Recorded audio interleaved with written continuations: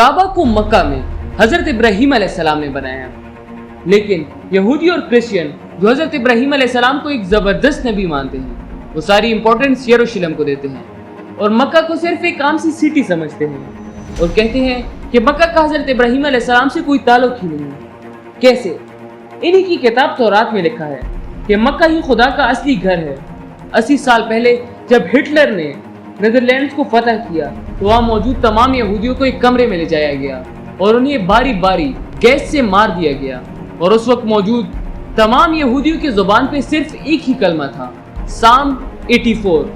یہودیوں کی اہم کتاب تنخ ہے جس کے 3 حصے ہیں: تورات جو حضرت موسیٰ علیہ السلام پر نازل ہوئی، نیویم جو ان کے باقی پیغمبروں پر نازل ہوئی، اور ایک کتبیم جس کا ایک حصہ دا بکس آف سام بھی ہے جو حضرت داؤد علیہ السلام پر نازل ہوئی، جسے ہم مسلمان زبور کے نام سے جانتے ہیں۔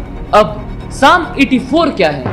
As they go through the valley of Baca, they make it a place of springs. The early rain also covers it with pools. They go from strength to strength.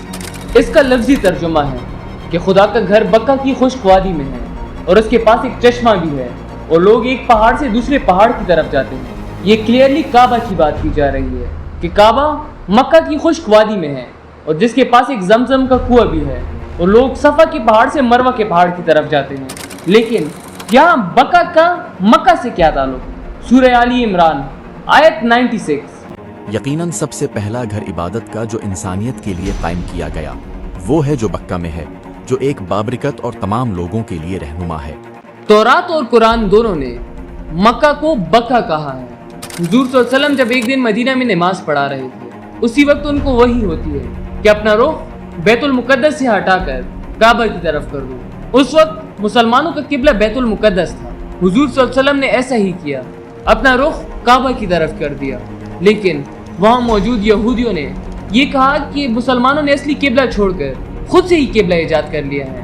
یہودی اس بات کو مانتے ہیں کہ بیت المقدس کو حضرت سلیمان علیہ السلام نے 3000 سال پہلے بنایا تھا، لیکن کعبہ کو حضرت ابراہیم علیہ السلام نے حضرت سلیمان علیہ السلام سے بھی 1000 سال پہلے بنایا تھا۔ اس طرح مسلمانوں نے ایک نیا قبلہ ایجاد نہیں کیا بلکہ ٹھیک قبلے کی طرف اپنا رخ دوبارہ کر دیا۔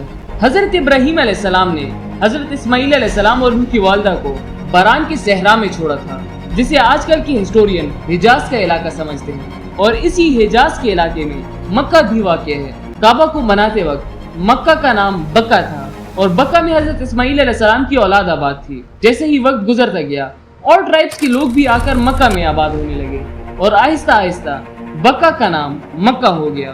جب ایک دفعہ بارشوں کی وجہ سے کعبہ کی دیوار گر گئی، قریش والوں نے اسے دوبارہ بنانے کا ارادہ کیا، لیکن دیوار بناتے وقت ایک دیوار پر کچھ عجیب زبان میں لکھا تھا۔ ادھر موجود ایک یہودی نے بتایا کہ ہماری زبان ارمیک ہے اور یہ لکھا ہے I am Allah, the Lord of Bakka.